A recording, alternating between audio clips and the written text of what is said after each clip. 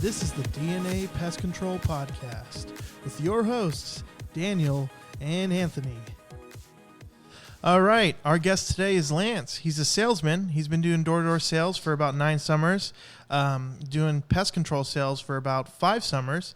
His hobbies are dog training and delivering food. How's it going, Lance? Good. How are you? Thank you for having me here. Yeah, no, awesome having you here. And I'm real interested. I'm lying when I'm saying I'm interested, but we're going to listen to you and your salesman stories. What about you, Daniel? And by the way, we're sharing a mic, me and Daniel, so this is going to be a little tough. Yeah, it will be a little weird. But, so me and Lance actually sold. We knocked doors together. Not at the same time, but, not together, but together, Yeah, it wasn't weird, but As a team. As a unit. team. We're a unit. We're over there, A unit. So how many years have you been doing it? It's pest control sales. Pest control sales collectively, probably about 5 full summers. 5 full summers. It feels like 20 though. All in Sacramento. All in Sacramento, yeah. Okay. How'd you like it? Some days were awesome, some were a nightmare. Why were they a nightmare? It's a good question. Sometimes people just weren't very receptive or, and then on top of that, it being 95 to 105 degrees outside, makes it rough. But when you're doing good, it's more than worth it. Yeah, so now explain what is doing good to you, like your perspective of doing good in the as a salesman in pest control. Doing good is, I would say, if you're making at least $120 a day, you're doing pretty good. Yeah, at least that. Yeah. If not more, you're doing good. And building a route for a technician that.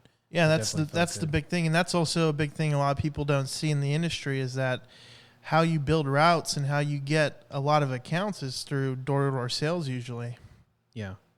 And do you feel that your interactions with clients, does it feel like more that you're a nuisance or does it actually feel like, oh, wow, this guy's here to actually help me out? I always did my best to just help people out. Yeah. Yeah, I try not to be too pushy. I try to educate as much as possible, give people a lot of advice. Yeah. Well, I think that's what that was the whole point. I think that's the biggest difference between other door-to-door sales is because you've done other door-to-door sales. Yeah. And so when you're doing that, it's more of convincing other than helping. Yeah. Because I did security. No one really needs it unless they're broken into. But by then, they're probably not going to get broken into again for years. Yeah. And so usually it's a scare tactic at that point. But with bugs, you always get them. They don't go away. Yeah. So I think it is a bigger help than actually convincing them to do something. Yeah. So what was one of the weirdest stories you've had on the doors? I'm trying to think here. Like the weirdest thing that happened to you or that you saw? I mean, here and there when you just happen to get someone at the wrong time and they answer in less clothing than you want, things like that. Or you wanted it. Yeah, well, yeah. I mean, if it's an attractive woman, of course, but I don't know, because, I've had some guys answer in a t-shirt and underwear. Oh, that's not that bad. Yeah. I mean, that's like you at your house. I'd rather them shirtless with shorts on, though. That's weird. No. Now, if you've seen anyone that, like a man that answered in his t-shirt and underwear, did that usually lead to a sale? Did you sign the guy up? I don't remember. I mean, if I did, I did, though. That's fine. Yeah. And, they didn't have to put pants on either. I don't care. Yeah, I'll sell them naked. I don't care. Yeah, just sign here. You're good. Oh, my gosh. That's great. So now being a salesman, and seeing technicians, because you got to be with the techs as well when they started those services. Yeah. What could you do? What advice would you give a technician who is probably scared to knock a door or scared to talk to a customer? What advice would you give them to help them get over that? Just take a deep breath, relax, and just understand that you have more knowledge than anybody else when it comes to pest control, and that should give you enough confidence to talk to them. And just don't be pushy. Just ask them what they're seeing, and then go from there. Yeah, I think that's a really good point. I think a lot of technicians forget that they know so much. Mm-hmm. And so when a person comes up to them or they're just out and about, them talking about it is they're the professional. They know so much about the industry that they should be able to, it's just talking to them. It's just a conversation. Yeah. That's something I think all salesmen lack is they don't have the license. They're not spraying houses. They don't have the experience of taking care of certain bugs. And so we have to kind of make it up and gain that confidence without even having the experience behind it or even the knowledge. We're just running off of other technicians' backs until we can figure it out. Yeah. Or have those experiences. So yeah, I think for technicians, if you are going to do, if you are going to houses to do estimates or, if you want to knock doors to sell, I think it's understand that you are the ones with all the knowledge. You are the professionals. You can talk to them. Like you have everything you need to just have a conversation to let them know, hey, I can take care of your problem. Yep. So, what else do you think you could tell someone? A tech or even like an office person who's like a salesman. They don't have any information. They don't have experience. What would you tell them? Like an office staff? Yeah. Just someone answering the phones. They don't have a license. They've never done that. They're just working on the computer, answering the phones. That's it. What would you say to them? I would tell them to have a technician go over there for free to check it out and see what's going on. So like an estimate? Yeah, because you can't do anything over the phone. You can't see anything. If you're not there, you can't see it. Like you have to with pest control, you have to be there. You got to see it. Yeah. To know how severe something is or where. Yeah, and where the sun is. There's a lot of factors. Yeah, because every house and every issue is unique. Yeah. So, and you can't just say, hey, this one service fits all. That it's this much and it's going to cure every issue. It's not. Sometimes we need to send a technician out there, or no, we need to send a professional out there to assess the situation so we could pinpoint the issue you're having and everything like that. Yep. Yeah, it's definitely a case-to-case basis. Yeah. So you as a salesman in the industry, have you, and the amount you've learned about bugs and the different types, the different issues that they could present to a homeowner or, just anyone, is that knowledge you feel is accessible easily to, like the person you're trying to sell, like a client? Or do you feel like it's just knowledge that no one really cares to learn about bugs? It's knowledge that people don't care to learn. Yeah. But I loved asking the technicians questions so I can know more about it. Yeah. Yeah, and that's the big thing too. Now, you as a salesman, have you ever wanted to pursue being a technician at all when you were doing it? Did it ever strike your interest? Not as a full-time, but as some sort of backup, yeah. Because I'm sure like when you're out there, you're learning about German cockroaches, you're learning about bed bugs. At a certain point, you're probably like, yeah, I'll do it. Yeah, I think it'd be cool. Have you ever done anything like at your home or anything to treat for pests? Yeah, a little bit. Yeah. Do you mind telling us? No, not at all. One big thing is just keep your kitchen clean. Okay, people out there that are listening, please keep your kitchen clean. Don't leave greasy dishes on the stove or anything like that, or food and dishes in the sink for a couple of days. That's disgusting. And I've sprayed. I had a friend do a flea treatment on some carpet. I have baited for ants. trying to think what else I've done. So you think like doing the door-to-door sales has helped you take care of your own pests a little bit better? Yeah. Yeah, way more. Yeah. More knowledge in it. Yeah. Oh yeah, because of the things that I've learned. And then you took care of bed bugs one time. Oh, that's right. I totally brain farted. Story I want you to freaking tell us. Oh yeah. So I took Alpine. Wait. Let's back this story up a little bit though, because you, first of all, you were at an apartment complex. Yes. And you had a technician Yes. spraying or treating or whatever you want to say it. Oh, that's right. Yeah. The man of hire. Get fired up, man. Get fired up. He was a piece of shit. Yeah. He's a real fucking piece of shit. Can I say his name or the company right now? No, we won't. Oh, that's unfortunate. Well, we're in Sacramento. Yeah. Well, I won't blame the company. I'll blame him though. Definitely, yeah. Yeah. He's definitely the guy. What was he doing? He For bed bugs. Do Do you remember? Dust. That's it? I believe that was it. And the one time that I checked on what he did in my apartment, just as a general, I think it was supposed to just be a general protection against German cockroaches. Everything was dry. He didn't even do anything. I think he just walked around my apartment and then left. Oh, wow. Yeah, because I went in right after and nothing was wet.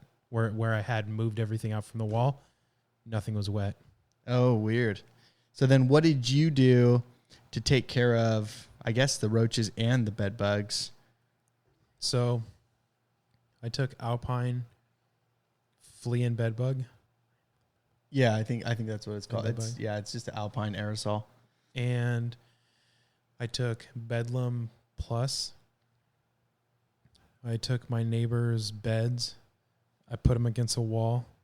I sprayed the Bedlam Plus with the straw all over the bed frame and all over the bottom of the box springs and the bottom of the mattresses and the bottom of any furniture that was in the bedroom. And I believe also the whole entire border of the bedroom and the closet. And I took the Alpine. I covered my mouth with a shirt. Not recommended. No. Not recommended. Don't do that. Don't do this at home, kids. Well, yeah, real quick. I don't mean to interrupt you, but real quick for the record, Lance is doing this by himself in his own home, right? Next door, but yeah. And you can't get a ticket because you're not even a technician. You're a salesman. That's right. Yeah, you could buy it all off the internet. I did get it off the internet. Yeah. But go on. Sorry to interrupt you. It's fine. And then I started in the opposite corner of the bedroom door, back in the corner, and I slowly backed up, and I had the Alpine aerosol about 2 feet off the ground, and I covered all the pieces of furniture and the mattresses that are leaned up against the wall and all of the carpet, and I did that 5 times, once a week, and they never saw a bed bug after that. So you, as an unlicensed person, got rid of bed bugs when there was a licensed professional would show up and would not get rid of them. Yes, and he was showing up there for 6 months, and the bed bugs were just getting worse and worse. Now, do you think it's a mixture of both him and his company's fault because he's not making the initiative of telling his company, hey, I need more time, or hey, we need to charge him more because I need to do this work? Do you feel like they just were kind of going through the motion and they didn't really care about their clients getting bit by bed bugs and things like that? Absolutely. Yeah, and that's terrible. And you went ahead and you, just as someone who got the products, you took the initiative, you put in the work, and you got rid of the infestation. Yeah, and I didn't charge them. And well, real quick, so you did it for both your unit and your neighbors, right? Mainly theirs, because I wasn't really getting bed bugs. I think I saw one every here and there. I maybe got bit once or twice, which even then I don't even know for a fact if I was bit by a bed bug. But on my hand, I did have a tiny trail of bug bites. So for all I know, they were bed bug bites. But you did move your bed away from the wall. Yeah. And you had it on trays, didn't you? Yeah, I did that too. Yeah, I got trays. Okay. So that would explain why you weren't seeing very many, if at all. Because there's no way they could even get onto the bed. Yeah. So, Yeah. I mean, and that's a huge thing. So, I mean, just being a salesman in the industry, learning from techs who know all of this, you know, and getting everything done in a house and actually taking care of the issue when there was a guy out there. I don't think we can even blame the company for that. I think we have to blame the tech because, I mean, even if, you know, they're not charging enough or whatever it is, I do know the company, it is a bigger company. So, I mean, he could have spent the time there and he could have done it. I just don't think he cared because they eventually they moved him from there or even fired him, didn't they? Yeah. No, they canceled that complex for him. He wasn't allowed to touch that complex anymore. Yeah. Now let me ask you this: so you, as a person that the only experience you have in the industry is sales, and how would you say you and your neighbors like experience was with pest control? Like, did it kind of taint it for you guys? Like, would you say, if that were to be my only experience with pest control in my life, I would have not really believed in it. Yeah. Or, you know, if I didn't know any better, then that would have really fucked it up. Because and that's what Daniel and I freaking get so mad about and get fired up about is that there's individuals that could really ruin an industry. Yep. Because that could have ruined the perspective of both you, your neighbor, and then if you guys tell people, or if someone asks you, hey, I got this bug here, you think I should call pest control? Nope, don't do it. Go buy your own stuff. Trust me. And what it does is it just hurts the industry entirely. Yeah. Yeah, well, I've been on doors, you know, talking about sales and stuff, but I've been on doors where people have told me no because the previous companies ruined it for them. Oh, yeah. They've straight up told me, no, you know what? I'm not interested. I had a company. They burnt me. I'm good. I don't even want to do it right now. Oh, yeah. And I didn't even say anything back to them. I didn't say, oh, you know, well, let's do, you know, I just was like, yeah, you know what? I totally understand. I hope you guys change your mind. You know? Had a lot of that too. Yeah. Yeah. So, I mean, technicians can really ruin, you know, a lot of people's perspective on pest control. And that sucks for us. You know, it sucks for the salesman. And then it also sucks for the technician because now those people always look at techs and just saying they're spraying water, they're not spraying anything. And then we go to doors and all those people are pissed off at us because, you know, some tech screwed them over, who knows when.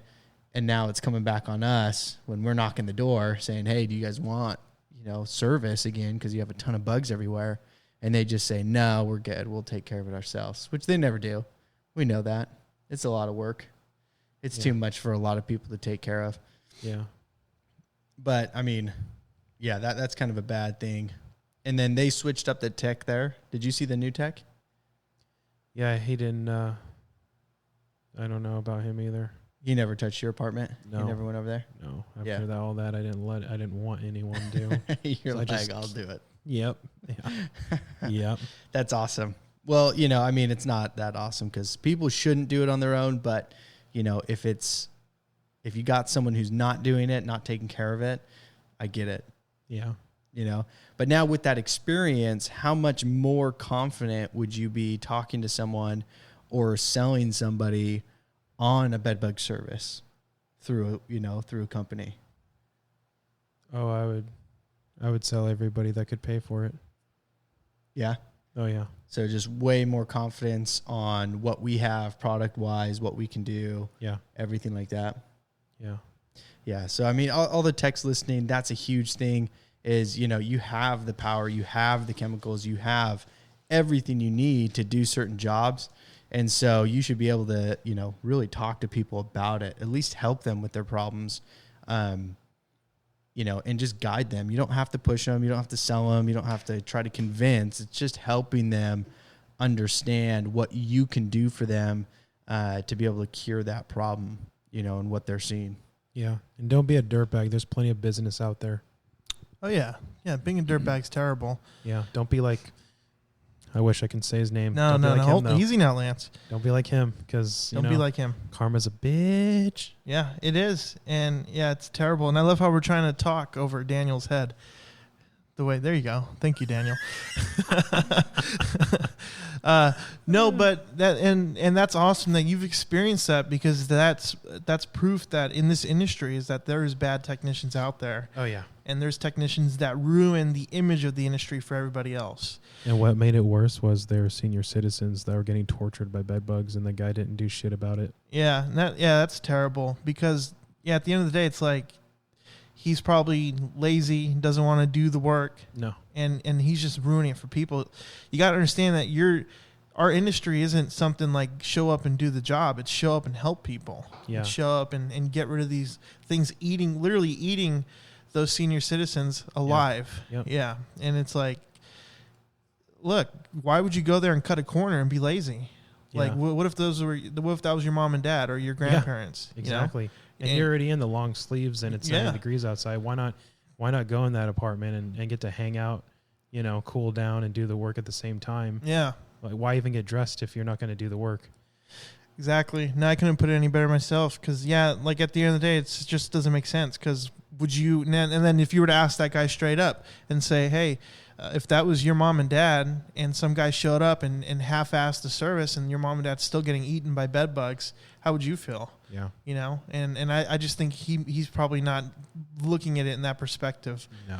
He's probably looking at it as, I'm going to show up to this apartment, get it done, and I'm just going to go. He's only looking at his bank account. Yeah. He doesn't give a shit about people. Yeah, which is the sad part, because this industry is all about helping people. It's all about I wouldn't say protecting, but more of just getting rid of things that are going to harm people and their pets, like fleas. You show up, fleas eat their pets alive. Yeah. Bed bugs do the same thing. Cockroaches eat and contaminate people's foods. Rats could give people lethal viruses. It's not. Our industry is pretty insane if you think about it. And a lot of the industry is showing up and just spraying and killing spiders. But you got to be able to be that technician that's going to go above and beyond for when you're presented situations where you're actually going to help people. Yeah. And that guy just didn't step up to the plate for that.